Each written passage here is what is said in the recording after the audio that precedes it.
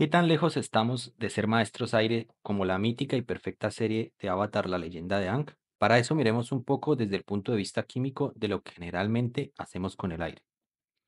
El propósito en este video es entonces responder a una sola pregunta. ¿Podemos usar el aire en nuestro beneficio? Aprovechar el aire para otra cosa que no sea respirarlo ha sido uno de los tops hallazgos de la humanidad.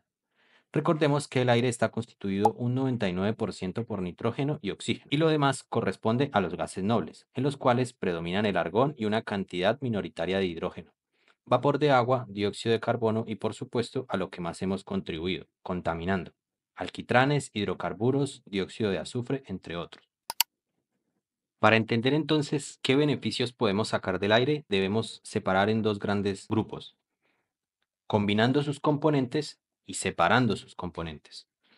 Por un lado, podríamos obtener nitrógeno, oxígeno y los componentes minoritarios utilizando procesos que nos permitan separar. En caso de querer combinarlos, podríamos ir a la vía de obtención del monóxido de nitrógeno, que lleva a la obtención de otros compuestos como el ácido nítrico, que si viste el anime de Doctor Stone sabrás que es un compuesto muy importante para la industria. Además de eso, podríamos aprovechar el oxígeno del aire ozonizándolo, que por si no lo sabías es muy útil como bactericida y como método de conservación de algunos alimentos como por ejemplo las frutas. Abordemos un poco más a fondo el proceso de separación.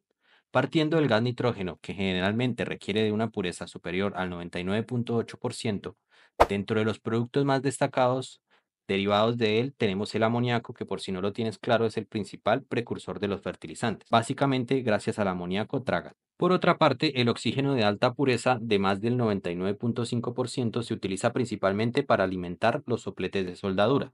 Por supuesto, otros usos que implican un costo alto son las oxidaciones de sustancias. Un ejemplo lo tenemos en el acetaldehído para obtener ácido acético. Aquí cabe aclarar que aunque la oxidación en química la llamamos al proceso de pérdida de electrones, podemos pensarlo como un proceso en el que añadimos oxígeno a una molécula, que es justamente lo que pasa en esta reacción. Pasando a los componentes relativamente minoritarios, encontramos los gases nobles. Dentro de los usos que más encontramos son para llenar las lindas lamparitas de colores que encuentras en lugares muy concurridos. Otros, como el helio, tienen algunos usos particulares, por ejemplo, para los Zeppelin, teniendo una ventaja frente al hidrógeno en que elimina los riesgos de inflamación. Retomando, preguntémonos qué tan sencillo es separar el aire en sus componentes más básicos.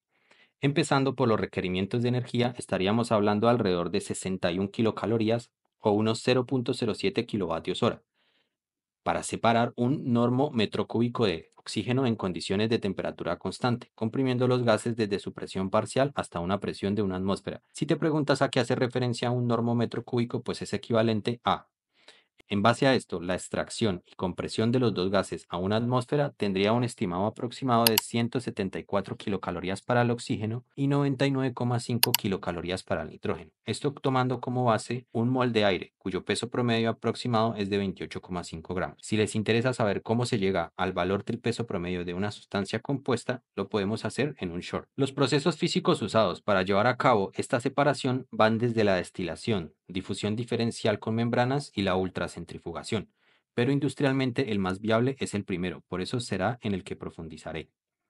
Metámosle entonces a esta vuelta. Este método generalmente satisface la demanda de nitrógeno para la síntesis de amoníaco y para la síntesis de algunos cianuros como el de calcio, oxígeno de alta pureza para la soldadura y los cortes de metales como les comenté anteriormente, aire enriquecido, es decir, baja concentración de oxígeno, generalmente usado como comburente por el alto contenido de nitrógeno, y por supuesto los gases nobles para las diversas industrias. Separar esto entonces necesita de un proceso conocido como licuefacción.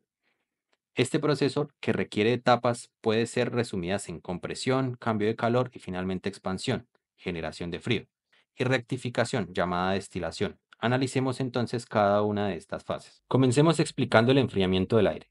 Partamos de la necesidad de comprensión del aire isotérmicamente, es decir, a temperatura constante.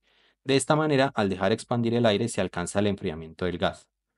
Vamos, que si no entiendes por qué, no te preocupes, todos creemos que entendemos la termodinámica, pero la verdad que no. Otra forma consiste en una expansión isoentálpica, en la que se deja expandir el gas por medio de una estrangulación de una llave poco abierta. Sin embargo, esto no permite un rendimiento del 100%, dado que hay pérdidas por fricción. El otro sistema utiliza un émbolo cilindro dejando expandir el aire en el sistema, logrando grados de enfriamiento mucho mayor que los del otro método.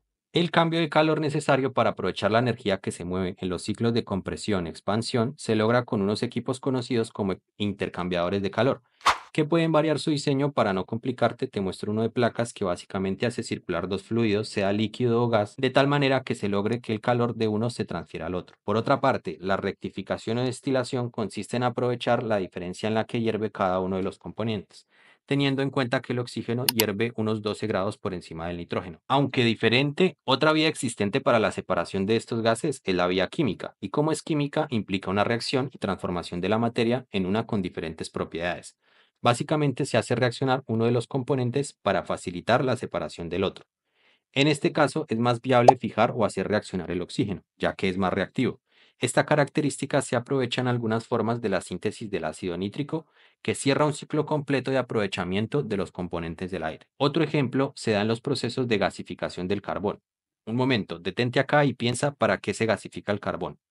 El caso es que se lleva a cabo con vapor de agua y oxígeno, que luego de una serie de procesos de transformación se obtiene finalmente una mezcla de hidrógeno y nitrógeno, que es aprovechable para la síntesis de amoníaco. Recordemos entonces que había dos posibles mecanismos para aprovechar el aire. Uno era la combinación de sus componentes y el otro era la separación de sus componentes. Vamos entonces ahora a abordar la combinación de sus componentes. Idealmente lo que se buscaría es hacer reaccionar el nitrógeno con el oxígeno para formar monóxido de nitrógeno. Este monóxido de nitrógeno puede ser aprovechado para la síntesis de dióxido de nitrógeno y posterior aplicación para la síntesis de ácido nítrico. Aunque el principal problema es que requiere alto aporte de calor a muy altas temperaturas para que el rendimiento tenga un buen margen. Además de eso, desde el punto de vista de la velocidad de la reacción, la velocidad de formación de monóxido de nitrógeno es menor a su velocidad de descomposición, lo que claramente genera un inconveniente, pues, aunque solucione el primer problema, rápidamente voy a perder el producto generado. Solucionar este problema, pues, requiere medidas exóticas, pues es necesario utilizar temperaturas altas para generar condiciones de reacción y luego llevar los gases a una zona de rápido enfriamiento que genere las condiciones para que el monóxido no se descomponga. Por supuesto, la industria del aire, desde la composición, como se ha mostrado, es todo un compendio de la genialidad de la ciencia y de los hombres y mujeres que han logrado contribuir a ella.